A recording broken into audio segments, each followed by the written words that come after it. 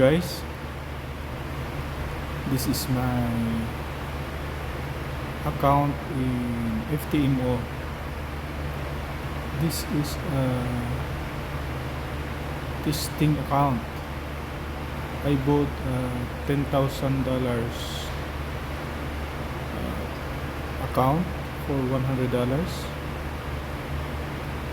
At first, I've been following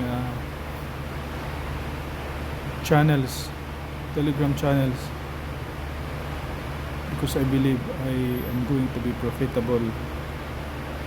Pero tingnan mo guys, ang $10,000 ko naging $9,200 na lang. Kaya sabi ko, ba't ganon? Pag nakikita ko yung mga channel, palagi silang profitable, pero pagka na-engage ka na, nagsunod ka religiously, natatalo, pero sila panalo.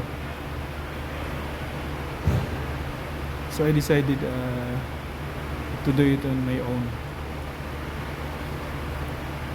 Sabi ko, before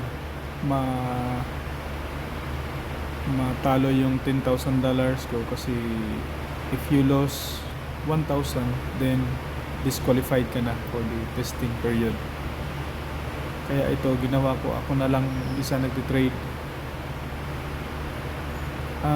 The list that it has, the capital head was 9,160. Naibangon ko siya sa 200. Tingnan nyo guys ang history ko.